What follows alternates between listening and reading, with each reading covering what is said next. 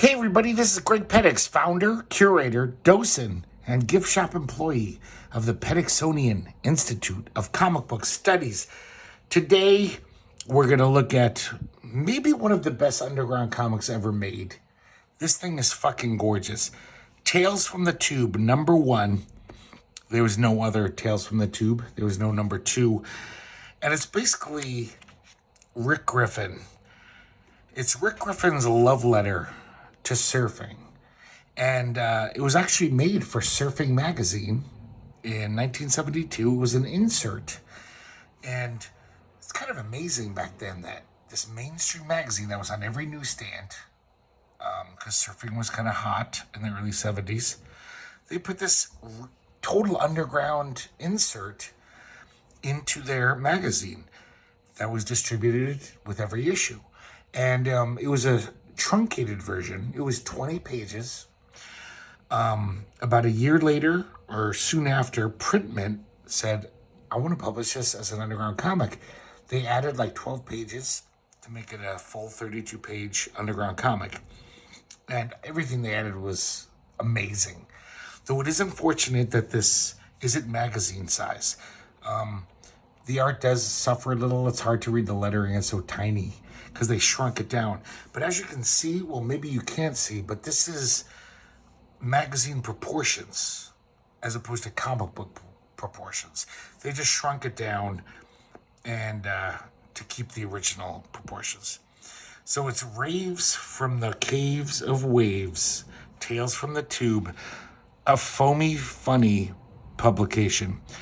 Definitely doing the EC homage here. They got the, the little side things that EC did. Just a beautiful Rick Griffin psychedelic cover. God, the colors that Rick Griffin did was so good. I mean, he was a poster artist, from that psychedelic era. And I think he made a lot of money from that. So he was basically this enlightened hippie who got to just do whatever the fuck he wanted. He had a lot of money. So let's crack this open. So he gets other artists in this, and the strange S. Clay Wilson does the inside front cover. And, you don't think of him as a surf fan. I doubt he ever even went to the beach. I think he just hung out at dive bars all the time. But he does this great little comic. It's 1743. This pirate captain, this wave crashes his ship, just breaks it up. And there's like one plank. And, way before surfing was a thing, he's just surfing the waves so he doesn't drown. And he hits a time warp. And he finds himself in the 20th century. And from the art, it looks like it's, past. It's the late 20th century. It's science fictional. This is not 1972. There's spaceships. There's dead corpses in the water. This is almost like predicting a post-apocalyptic world where the oceans are just disgusting. There's oil, debris. And this guy says, over my ship again. He doesn't like that he went through this time warp because it's a horrible future. And I don't get this last panel at all. I guess I'm just clueless. And it says, and in Kansas. And they show these two, cushy biker guys. Surf's up. Not bad. So I don't understand that. But, so the first story we get in this is Robert Williams. Anytime Robert Williams is in an underground, it's, a cause for celebration. The Tides That Bind. And we just see this beautiful art. And apparently there's this primeval plasma. Because he talks about how, humans are 95% water. And that's why we have such a connection to the tides. And that's kind of the beauty of surfing. You're almost connecting with the mother water goddess. So this guy is actually just a jar of primeval plasma representing us, just mostly liquid. And he loves to surf. And this guy loves to surf so much that his only passion is to do the most challenging surf shit ever. And here we have a great, it's the writing is actually really good. It's almost like great poetry. Like Robert Williams is really clever. And talking about how Neptune, he wants to harness the ferocity of Neptune's trident. I mean, that's just a very poetic way to talk about I just want to surf. And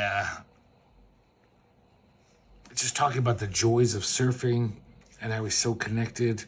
How even like the gorgeous little, the siren flesh, from the beaches, even those, they don't distract him that much. He really just wants to surf. But it's pretty nice when he gets to do a surf thing, cheek to cheek with two bodacious babes on either shoulder. But he gets to the point where just like surfing isn't enough. So he's like a junkie with his opiate. He hungers for every new challenge, like surfing challenge.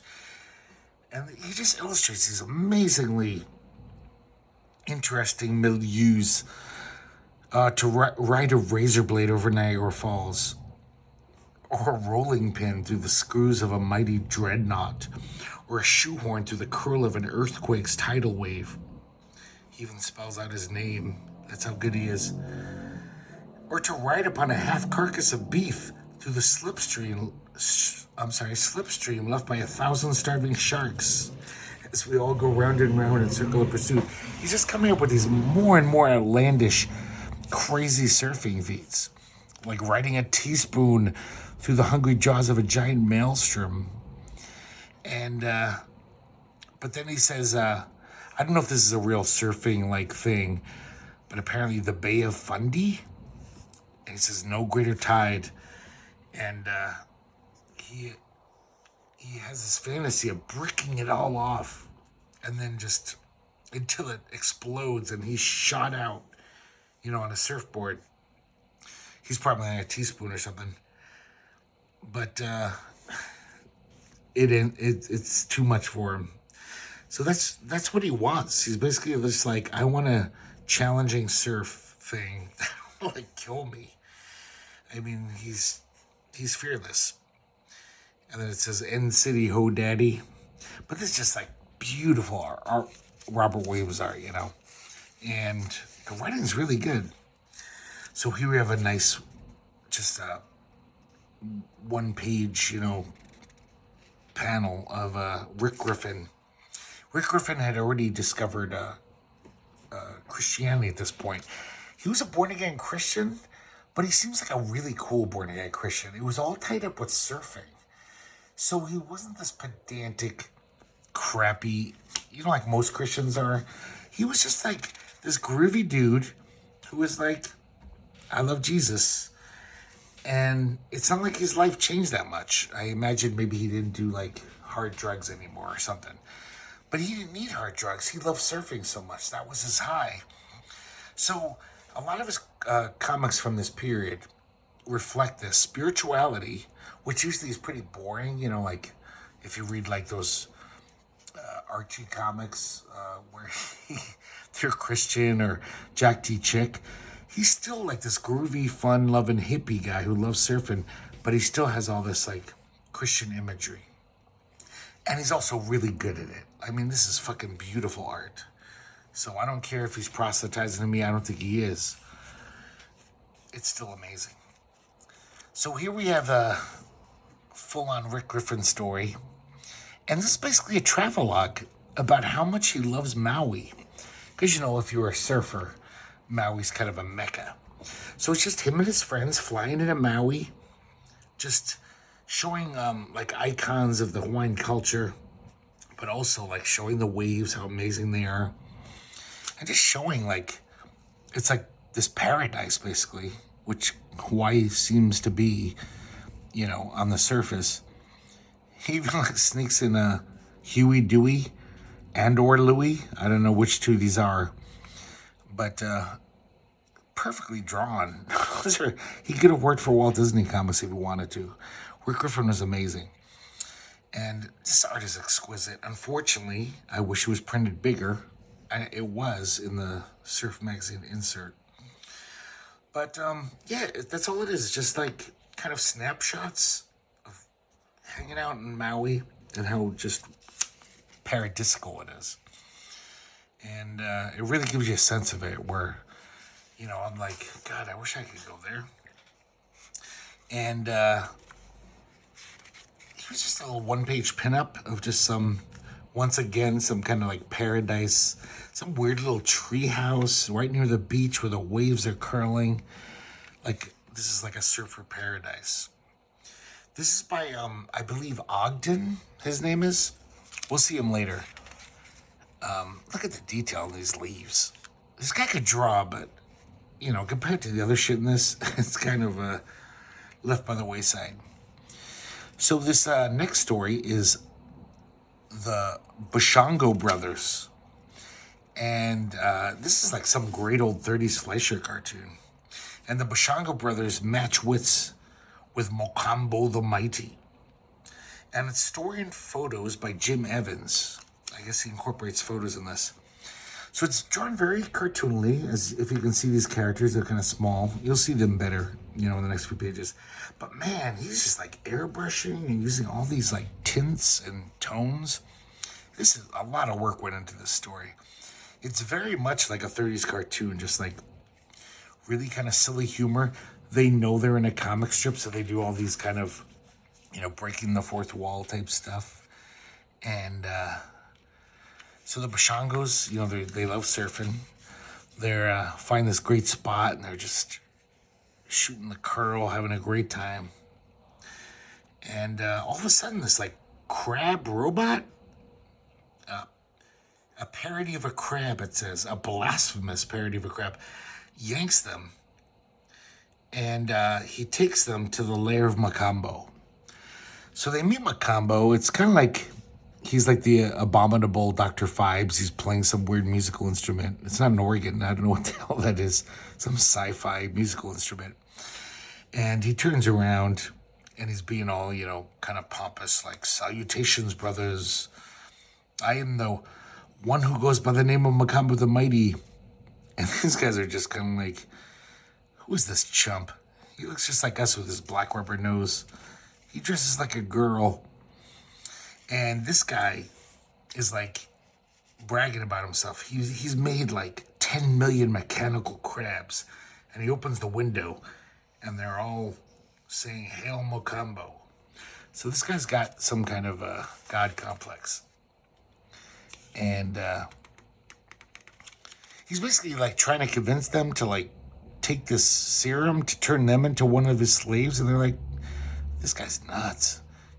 Let's get the fuck out of here. And they say, I got one of those cartoon escape holes I got from Felix the cat. So they throw that little black spot against the wall and they dive through it. And they end up at some great surf spot. And they escape Mokambo. It's very slight, kind of goofy cartoon. But man, the craft in this, like, look at that. That's just some really good shit. I mean, it's no Rick Griffin. So, oh yeah, here we go. Rick Griffin, full-on Christian surfer dude. This kind of sums it up. That's some beautiful illustration. Rick Griffin, man, that guy died way too young. Oh God, shit. I forgot about this. There's a full-color insert as the centerfold. And this thing, look at this. Look at the colors on this. I mean, Rick Griffin was a psychedelic, poster artist for all these big shows at the Fillmore and Bill Graham, that kind of shit. He was a master of color and reproduction. I don't even know what the title is here. I haven't taken enough LSD in my life to interpret what that says, but it's amazing. And this is just kind of, it's actually his character Murph the Surf, who, he created for Surfing Magazine back in the mid-60s when he was like in high school. But obviously a lot of time has passed. Murph the Surf is definitely in different territory now. And this is just like really just hippy-dippy, philosophical gobbledygook, but it's kind of fun to read, you know, because Rick Griffin wasn't a moron. He was a smart spiritual hippie, and it's basically like a poem, and there's some very Grateful Dead imagery right there, which Rick Griffin did a lot of their album covers, as you probably know. And it's still basically a paean to surfing, even though it's very poetical. We got these like weird Mickey Mouse characters saying, "Wake up, Murph, you've been dreaming." And, he starts speaking some gibberish. Yeah, it's lots of palindromes. Oxo Moxo, which I believe was in a Grateful Dead title. I am the I. And then when Murph wakes up, he's doing these palindromes, kind of this word puzzle almost. So this is very, trippy shit. It doesn't really make much sense, but god damn it, look at that. I should just let the video run for 10 minutes. Just so you can look at this. God, the colors in this are so fucking vibrant and gorgeous. This is like so worth the price of whatever I paid for this. Tales from the Tubi will not get cheap. My copy's very beat up, and I still paid a decent price for it, pretty high price for it. And by high price, I mean maybe $8 to $10, which for me is high price. So we have another travelogue again. It's Rick Griffin and his buddies head down to Mexico to catch the surf. Excuse me. But of course, it's not just a travelogue. It's gorgeous Rick Griffin art. Just this logo. Who could do that except for Rick Griffin? I mean, this guy was a master of graphic design and drawing. And, just this beautiful art. He's just talking about this idyllic trip going down to Mexico. The Federales don't fuck with them. They just have this great time, drinking great Mexican food, sleeping in hammocks, catching amazing waves. And then he intersperses this, typical, these are like the art you would see on those calendars that every Mexican restaurant had, at least in Tucson, where I was a young man. There'd always be these calendars with these heroic Aztec characters and these beautiful women. And he talks about it a little. He's reading a book, and he says, it's about an Indian who shot an arrow at the sun. So it's like talking about this Indian mythology. But basically it's about surfing. And, I've never surfed in my life. It's definitely too late for me now. I'm an old man. But God, reading this comic just makes me feel like I totally missed out in life by not becoming a surfer. It's just like, and I'm not spiritual either. That's the weird thing, where just these surfer guys just seem to have this amazing spirituality about surfing. It's a lot of fun, but there's also just this connection in nature that I don't know if many people get. It just seems, maybe I'm idolizing it, but it seems pretty fucking awesome. Here's another pinup by that guy Ogden. Just another idyllic setting, oh God, look at this. You're right near the beach, and you've got this Jim Woodring building tent that you're sleeping in. Your surfboards are ready to catch the curls. This guy's not that great compared to when you consider the other artists in this. So here we got Cosmic Shangri-La, and this guy, who I'll get his name a little later. I think he signs it at the end. He was a surf artist. He was kind of like this guy who would just surf a lot in the 60s. He was kind of a prominent surfer, but he would also do paintings and drawings. I think this might be the only comic he ever drew. And, I'm sorry. That's not true. It's the only comic he ever drew for an underground. He did comics for Surfing Magazine as well, along with Rick Griffin. And he had these comics about these aqua elves from another planet who are basically these aliens who are all about surfing. So, it's, I guess in the future, because these guys from Earth are traveling the universe looking for the 7 cosmic Shangri-Las, the best surfing places in the galaxy or the universe. And they land at this planet. These elders meet him. And they totally treat him great. They have a nice banquet for him. But then when the dawn comes, and no one's even watching, but the king is so into surfing, the king of these people, the Aqua Elves, he comes out and he does like the most amazing surfing feat ever, like something no one's ever done. It's like he's going 70 miles an hour.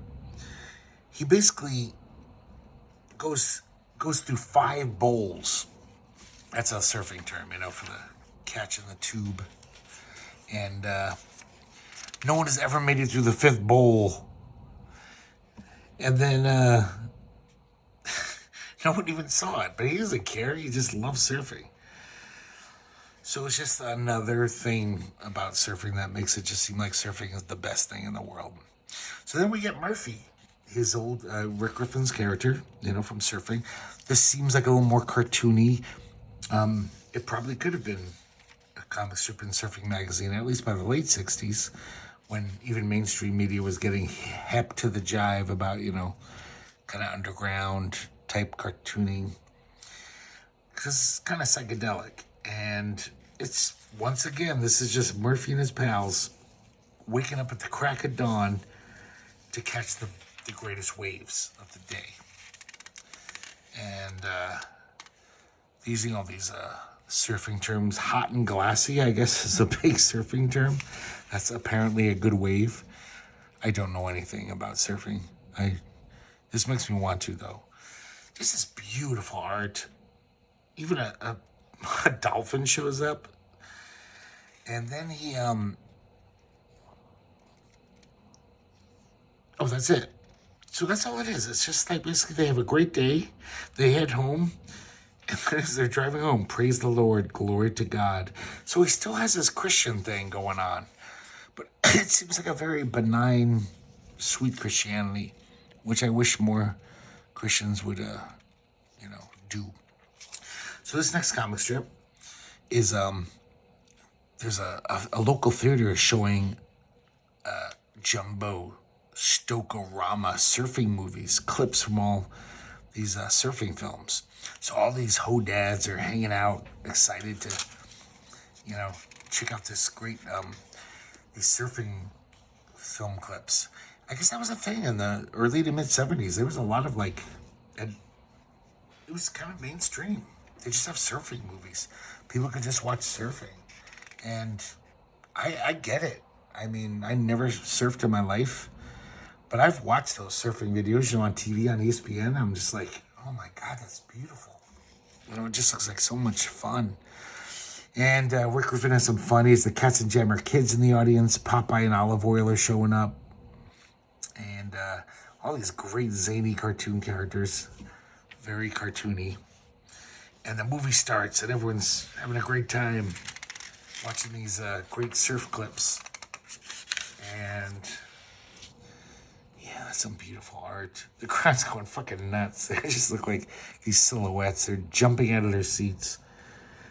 Probably because they just want to surf so bad. They want to be on that wave.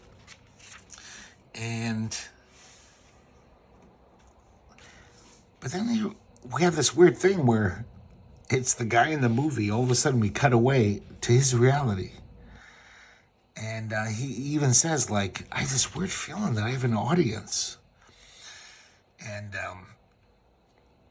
it's very psychedelic, Nothing really makes much sense in here. Well, then I love this panel. It says, wow, Oriental style. And it's like a Hirohige wave, like the ancient Japanese artist. A really nice duplication of that old, Japanese wood print style. He shows some, Japanese characters and demons. And he's totally shooting the tubes on this. The cave, as the surfers say, I better duck back into the cave. I don't want to wipe out. And inside the cave, it becomes this total fantasy where there's this, the tube monster resides in the center of the wave. And he's got, a treasure hoard. And he tries to eat him. But luckily, his polyurethane is that the, how do you say it? Polyurethane surfboard, the digestive juices can't digest it, so he spits them out. So he survives. And then when he comes out, all of a sudden he's in the middle of the city, or I'm sorry, he's at the boardwalk, and he finds a flyer for the clip movie of surfing, and then he goes to it. So it's kind of like this circular, whatever, trippy comic. So as if this comic wasn't good enough, they even get R. Crumb to do a page. R. Crumb probably never even saw a surfboard. But he makes this thing. He's got this old stereotypical black character. And he's wants to surf. He doesn't have enough money to buy a surfboard. He's trying to pawn a TV to get one. He's trying to sell the TV when that doesn't work. And nobody wants to buy it because all these hippie chicks, surfer chicks are like, we don't watch television. It's unnatural. So finally he just says, fuck it. He's like, pulls out a knife and says, give me that surfboard. And the surfer's just like, sure, man, here, take it. Who needs it? The ocean just died anyway, too much pollution. So he looks out at the ocean. It's like, what a stinking mess. It's just like, I guess there's a few years in the future where the ocean's just nasty. And then he says it's the same old sad story. And I can't say this word. I'm going to black it out. Us black people gets it after nobody else wants it. So it's kind of a true thing how black people are treated in this country. And, R. Crumb just being whatever, R. Crumb. And here's a back cover by that Ogden guy. I like this a lot more than those interior drawings he did. This is some really nice, just like crazy psychedelic artwork. And it's a photo in the middle from Surfer Magazine of a great wave. And some really nice stuff. I wish his interior drawings were this good, but they weren't. So that's it, Tales from the Tube. I promised you a good comic after the last episode, the travesty of last episode where I looked at Marvel Team Up where Spider-Man meets the not ready for primetime players. So I was planning to do another comic, but I actually said I got to do something really good. And I got to say, this is almost like, it's like a Zap comic. It's got fucking Robert Williams, S. Clay Wilson, Rick Griffin, and R. Crumb. This is an amazing comic. Even if you have to pay whatever, it's so worth it. Especially because, just to reiterate, look at this shit. This is so good. And I hope you can find it relatively cheap. You can see mine's like beat the hell up. It's got one of the stickers on it. I can't even take it off without ripping the cover. But I don't care. I get to read this shit. It's in the Petixonian collection. I'm happy. So I hope you enjoyed this episode, and surf's up, ho dads, and I'll see you next time. Cowabunga.